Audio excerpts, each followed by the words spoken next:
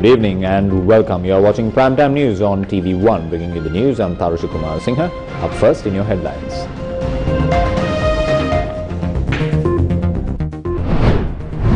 Christians mark Good Friday in churches across the island. A consignment of carcinogenic coconut oil to be re-exported. Another consignment to be tested.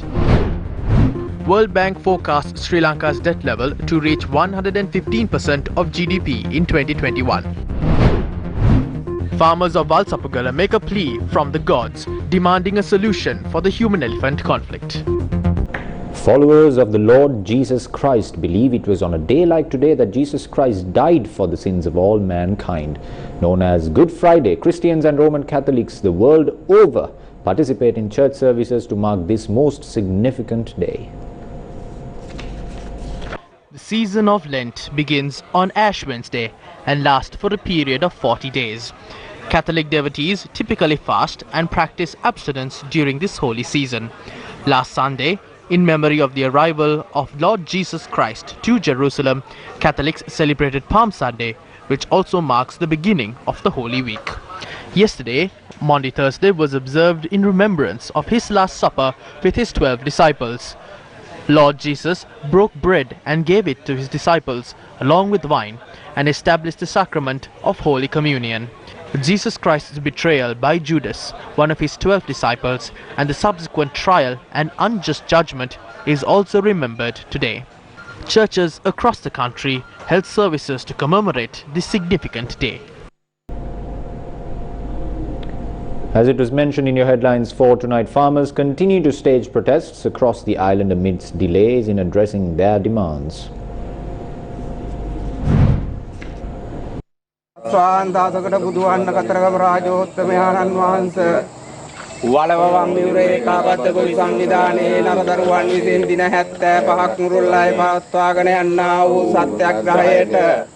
මේ වන තුරුත් කිසිදු පාලකයන්ගේ අසුනරීම නිසා මේ අසරණ ගොවි ජනතාවගේ විදින දුක් පීඩාව පිළිබඳව කතරගම රාජෝත්තමයන්න් වහන්සේලා ප්‍රමුඛ 33 කෝටියක් දෙවි දේවතාවුන් වහන්සේලාට පීඨානුභාවය ලැබීමේ ගොවි ජනතාවගේ බලාපොරොත්තු ඉෂ්ට සිද්ධ කර දෙන සේක්වා සාදු සා.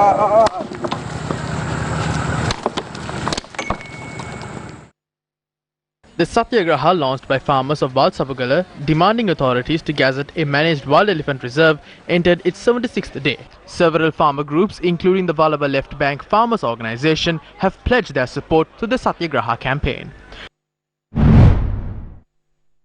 Meanwhile, the demonstration staged by farmers of Mahiyanganaya in support of Valsapugala farmers entered its 17th day today. Farmers of Galgamua are protesting for the 18th day, demanding a solution for a long-standing human-elephant conflict. It has been 15 days since the farmers of Madhavachya launched a Satyagraha as well.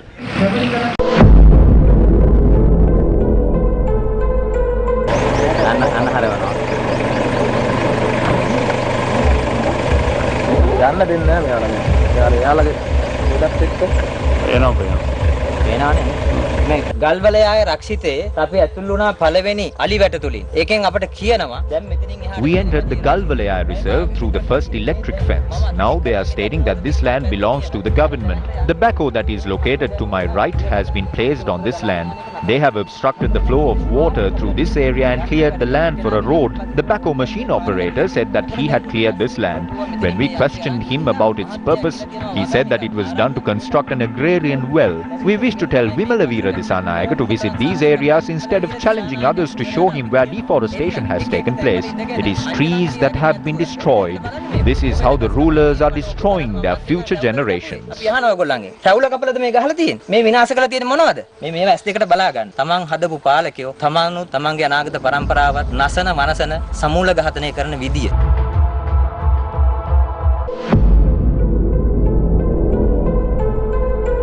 දැන් මේ මගේ අත දික් කරාම පේන්නේ මේ ගොඩ දියසීරාව. This is a freshly dug well. This is how mud and slit are flowing down the well. This is the massive destruction that has taken place. Whose needs are they trying to fulfill by digging into the earth to obtain water and engage in cultivation? Who is going to benefit through this? කවුරු පෝෂණය කරන්නද? මේ මහා නොඉඳුල් වනස්පතිය මේ ලෙස විනාශ කළා.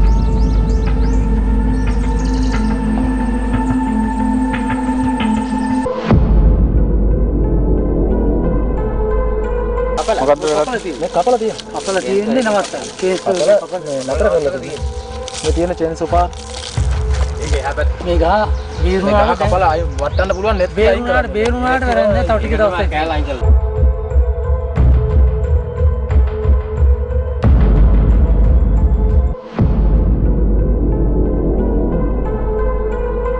Cashew had been cultivated on a plot of land here, but they had removed those trees and buried them using mounds of earth. The Forest Conservation Department carried out a project on this land, but these lands were cleared using bulldozers afterwards. Although politicians are insisting that trees are not being cut down, we can witness with our own eyes that a beautiful forest is being raised using bulldozers.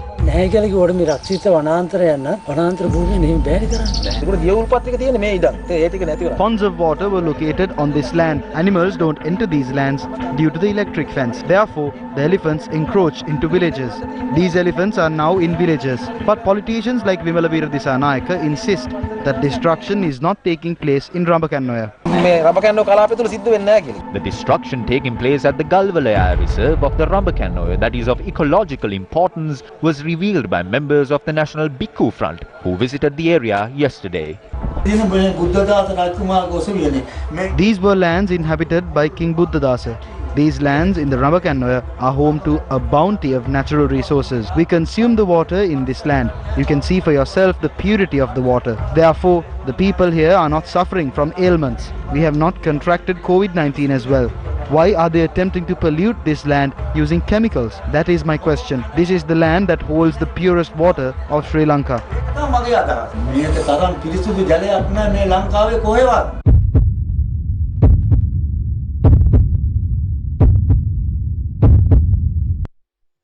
In more headline-making news this evening, a consignment of substandard coconut oil was seized by the police in Dambulla yesterday. The consignment of substandard coconut oil was seized near the Dambulla Economic Centre following a tip-off last evening. It has been revealed that the consignment had been transported from Colombo to Dambulla. The consignment containing coconut oil has been seized by the police. It was seized based on suspicion that the oil is below the required standards and unsuitable for consumption. Samples of the oil will be subject to testing. We will look into this matter and present facts before the court. Therefore, further investigations will be carried out. Meanwhile, State Minister Lasantha Lagayawanna has said that steps will be taken to re-export the consignment of carcinogenic coconut oil. The Customs Department has notified us that the Katana refinery would be taking steps to definitely re-export the consignments of coconut oil. At the same time, customs officials are also inspecting the quantity of coconut oil imported by Ali Brothers and Idrisinga companies. If they have contravened the directives of customs officials, then the Customs Department will take the relevant action by punishing the suspects and imposing fines, instead of confining the action to simply re-exporting the consignments. The Consumer Affairs Authority has obtained 5 oil samples from each of the 25 districts. The people are alarmed over this. This is reasonable. But as a responsible authority, 125 samples have been obtained and sent to the Coconut Development Authority for standard testing. We have received the results of about 55 samples. Based on these samples, the officials have informed us that the oil stocks are suitable for consumption. වාර්තා වල ප්‍රතිඵල සටහන් වෙලා තිබෙන්නේ කියන එක විශේෂයෙන්ම ඒ නිලධාරීන් විසින් සඳහන් කළා. ඒ පිළිබඳව ආණ්ඩුව විසින් පරීක්ෂණයක් පවත්වනවා. The government is investigating this matter. It is important to reveal the truth to the general public. If this is a lie, who is sharing such false information? We need to identify whether there is an invisible faction trying to provoke the general public against a backdrop where the government is attempting to boost local production. We have seen how foreign companies have conspired to cripple local production in the past. The President, Prime Minister and Subject Minister have clarified this situation to the general public. We will investigate this matter further to determine the validity of such claims. සමාජගත කරන්න හේතුව මොකක්ද කියන එක පිළිබඳවත් දැඩි පරීක්ෂණයක් කරන්න ඕනේ. දැන් අනිතම මේ දේශීය දේවල් නෙමෙයි හිතන්නේ පිට වෙනත් රටකින් අනයනය කරපු දේවල් මේ තොබේ. මේ කාරණා සම්බන්ධයෙන් පිටිපස්සේ Who is behind this? More importantly, who is trying to mislead the public by propagating such information? Various claims were made over coconut oil before this incident as well. We will investigate this matter further to determine the validity of such claims. If any form of injustice had occurred, legal action will be taken against those responsible. යම්කිසි අසාධාරණයක් වෙලා තියෙනවා නම් ඒ පිළිබඳ දැඩි නීතිය ක්‍රියාත්මක වෙන්න ඕනේ. ඒ කියන්නේ ඔබතුමා කියන්නේ මේක මේ චෝදනාව මේ බොරුවක් වගේ නැත්නම් සමාජයට අත කරපු එකක් බොරුවක් කියලා ඔබතුමා කියන්නේ මේ චෝදනාවක් නම් If this is an allegation, investigations must be carried out to look into the matter. However, we must refrain from politicizing it. If someone is attempting to gain political advantage through this claim, it is the general public who ultimately bear the brunt of such activities. ඒකෙන් අසාධාරණ කරන මේ රටේ මහ ජනතාව. රටාරක්ෂණ දෙපාර්තමේන්තුවේ මේ තහවුරු කරලා තියෙනවා මේ වගේ මේ කියන පිළිකාකාරක සංඝටක අඩංගුයි කියලා. ඉතින් ඒක එලි කරේ අපේ ආණ්ඩුවනේ මේක එලි කරේ. තේරෙන ඇල්ලුවෙත් අපේ ආණ්ඩුවනේ. ජනතාවට කිව්වෙත් අපේ ආණ්ඩුව. නමුත් ගෙන්නුවත් නේ ඔබතුමාලාගේ ආණ්ඩුව නේද? ආණ්ඩුව කියන එකක් නැහැ. නමුත් ප්‍රමිතිය ආයතනෙන් මේකට මේ මම කියන්නේ අවසරේ සහතිකය දීලා තියෙනවා. සතුටේට සභාපතිවරයා. එවැනි සහතිකයක් දීලා තියෙනවා නම් If the tests have confirmed that the oil is harmful to one's health, the law should be enforced against those responsible for importing it. We have already issued instructions to implement the law accordingly. ඒ පිළිබඳව නීතිය ක්‍රියාත්මක වෙන්න ඕනේ. ඒ නීතිය ක්‍රියාත්මක කරන්න මේ වෙනකොට උපදෙස් දීලා තියෙනවා.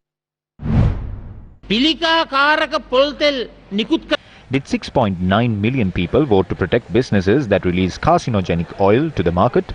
Certain Sri Lanka custom officials are also implicated in this scam. I can say that without any hesitation, individuals holding senior positions in the Sri Lanka Standards Institute must bear responsibility for this. The loss caused due to the scam is beyond calculation. It can risk the lives of people as well. Is the government insensitive? The stocks of carcinogenic oil were released to the importers despite knowing that it was harmful. As soon as they did that, these importers released their stocks to the market. We cannot ignore the fact that it had taken place with the knowledge of certain ministers in the government. This cannot be done without the support of those in power. Who should be held accountable over these stocks of carcinogenic oil? Who is the minister or the relevant official who must be held responsible? What is the action that is to be taken against the importers who released these stocks of carcinogenic oil? Their licenses must be cancelled immediately. Meanwhile, a stock of dal unsuitable for consumption that was detected at the Waligama Cooperative Food Store was destroyed by public health inspectors today. The Chief Public Health Inspector of Waligama said that about 3,150 kilograms of dal unsuitable for human consumption were destroyed. These stocks of dal contain the much spoken aflatoxin that was also discovered in a stock of coconut oil recently.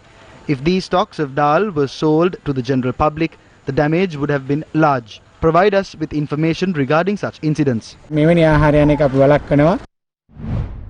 එතකොට මේ කඩාගෙන වැටිච්ච ආර්ථිකයේ තියෙද්දි While the economy continues to face a downfall, they are creating a false impression that the people are happy. They must be referring to the hoteliers who plundered the wealth of expatriates or those who acquired vast expanses of lands for maize cultivation. This also applies to those who imported antigen test kits and those who earned a living through the COVID-19 pandemic. If this is who they are referring to as people, then Gotabaya Rajapaksa is right. The people they are referring to also include those who looted 15.6 billion rupees through the sugar scam.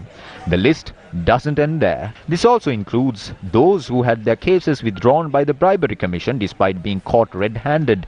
Further, it refers to those involved in massive deforestation and sand mining, but it doesn't refer to the 22 million people of this country. The people whom they are referring to are the carcinogenic coconut oil importers. Only their income has risen. අන්න ඒ අයගේ ආදායම් මට්ටම ඉහළ ගිහිලා තියෙනවා. We are crossing over to a short commercial break. We will be right back. Do your online shopping now with Sambole.lk to get it home delivered or pick up on your way. Sambole.lk. The World Bank says Sri Lanka is experiencing a debt overhang as its public and publicly guaranteed debt level is forecast to reach 115% of GDP in 2021. In its spring edition of South Asia's Economic Focus, the World Bank warns that Sri Lanka's debt sustainability is at risk as credit to the government from the banking sector has been rising fast to take care of large deficit financing needs. On a year-on-year basis, credit offered to the government by banks in Sri Lanka increased by 63% in January of 2021. According to the report, credit to the government from the central bank increased by 176% compared to the previous year. The Treasury's bill stock held by the central bank, which partially reflects how much money has been printed, rose to a record high of 810 billion rupees by the 28th of February. According to the World Bank, public and publicly guaranteed debt is expected to have exceeded 109.7% of GDP in 2020, exacerbating debt sustainability concerns. The World Bank also warns of Sri Lanka's widening fiscal deficit, which stood at 12.6% of GDP in 2020. The report adds that Sri Lanka's fiscal sustainability was challenging even before the pandemic and has been leading to significant foreign exchange shortages amid high debt service due. The World Bank expects Sri Lanka's real GDP to grow by 3.4% in 2021 and 2% in 2022. Former Minister Patali Champika has commented on a proposed project that is to be carried out by the government. This was during a media briefing of the Samagi Jana Balawega today.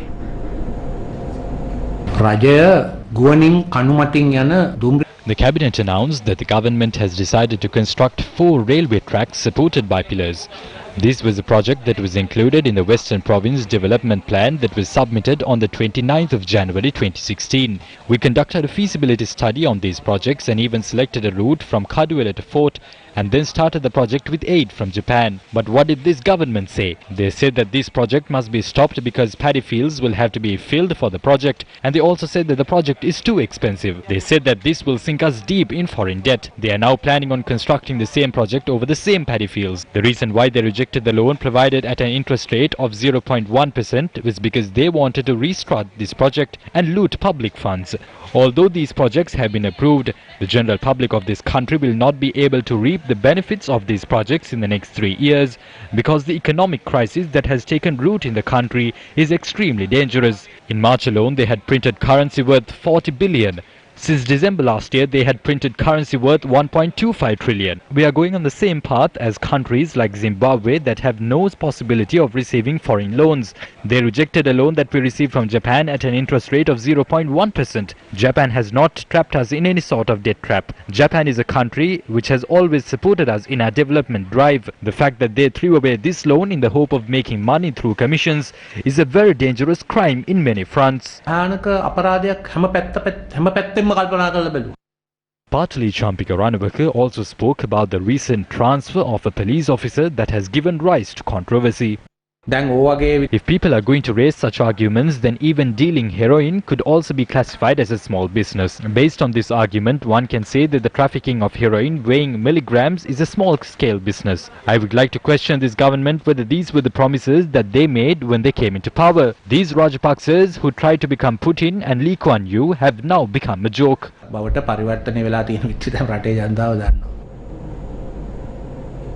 Meanwhile, State Minister Channa Jayasumana today responded to the various views expressed on the consignments of Chinese COVID-19 vaccines that arrived in the country recently. The World Health Organization does not approve the procurement of COVID-19 vaccines. The international organization only lists the vaccines for emergency usage. The Oxford AstraZeneca vaccine was brought down on the 28th of January. We commenced the inoculation process on the 29th of January.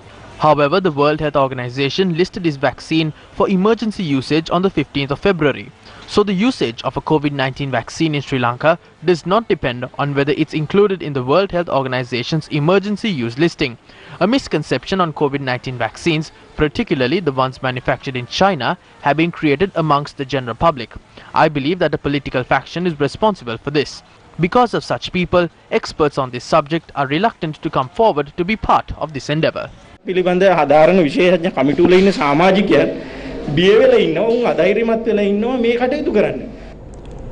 the political landscape of the country is divided on opinions, people living in the Ambala village in central Kandy are suffering due to the lack of water.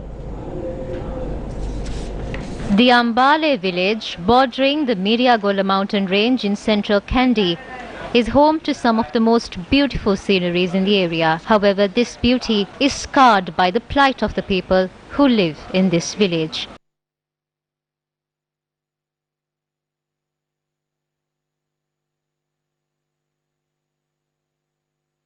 There are about 1,000 residents in this village. The Dumbara Central Pradeshya Sabha launched the Dunuvila Angurugama water project to solve the issues faced by the people of this village due to the scarcity of water in the area. However, according to the residents here, they receive water only on 2 days every month under this project. This has forced residents of this village to either purchase water at an exorbitant rate or travel long distances in search of water sources. The water available at these water sources are not enough to fulfill the needs of these villagers.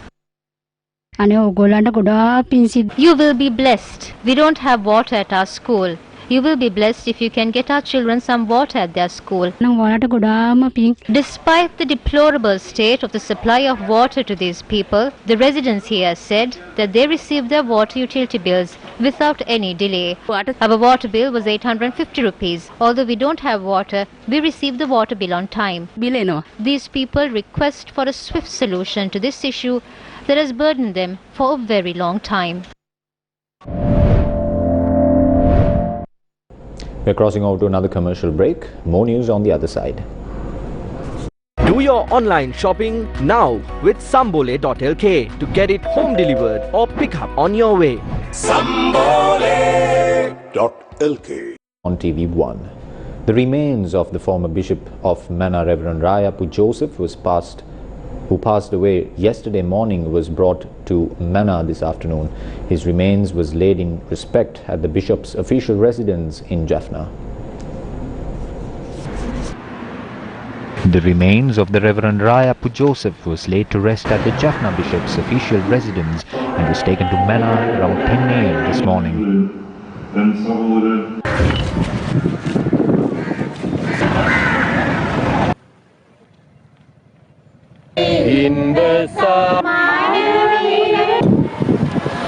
The funeral cortege arrived at the Mana Bishop House at 2 p.m. today.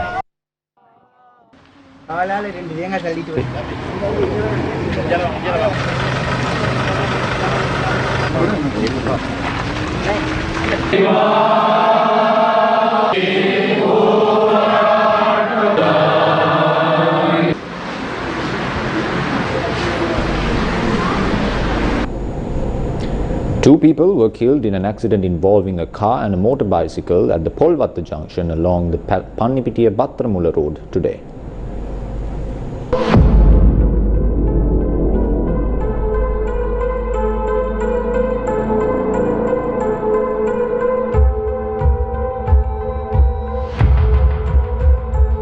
Sri Lanka police said a motorcycle travelling towards Boralla had crashed into a car that was making a turn into the Polvatte road while heading towards Pannipitiya.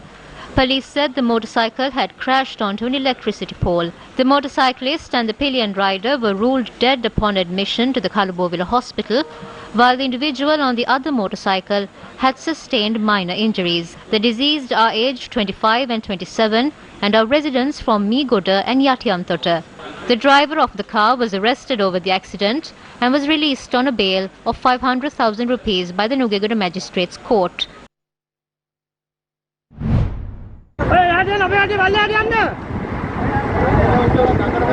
Meanwhile, a vehicle had caught fire near the Kalania Bridge this evening.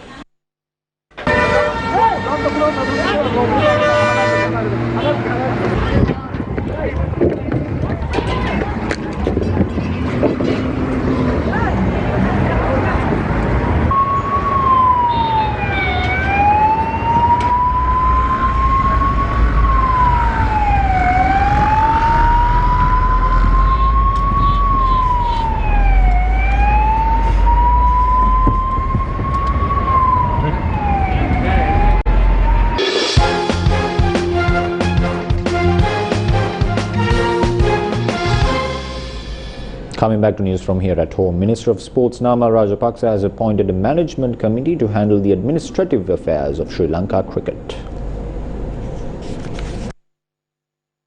Minister of Sports Namal Rajapaksa has appointed the Management Committee of Sri Lanka Cricket in line with Section 39, Subsection 1 of the Sports Act number 25 of 1973. Professor Arjuna De Silva has been appointed as the chairman of the committee, in which Ashley De Silva will serve as secretary and Sujeeva Mudalige as treasurer. Attorney at law Uchitha Wickramasinghe will serve as a committee member, while Amal Edrisuriya will render his services in the capacity of an observer.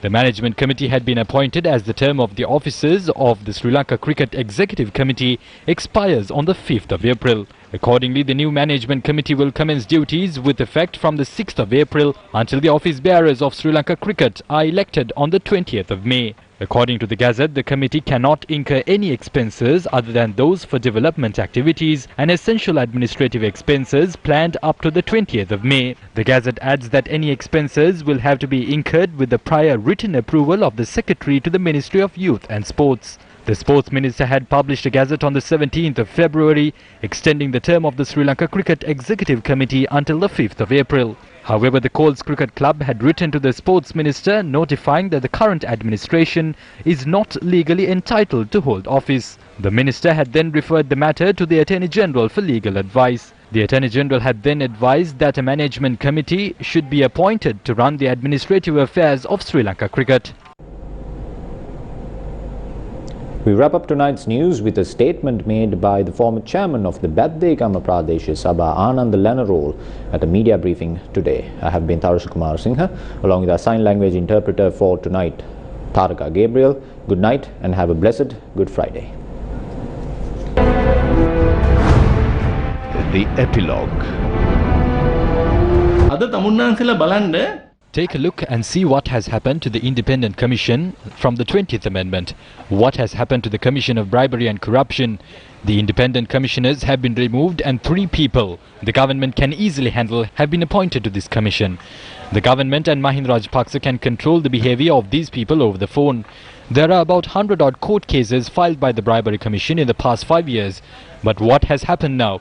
About 75 cases have been taken up in court, but the attorney who represents the Bribery Commission says that he cannot proceed with these cases because there are certain technical errors. Is this what the people of the country expected? There is a National Police Commission. What happened to the ASP in Venapur? He was wiping out all illicit liquor businesses in Venapur. But Arundika Fernando, who supports the illicit liquor business, wrote a letter seeking his transfer. Is this what the people of this country expected?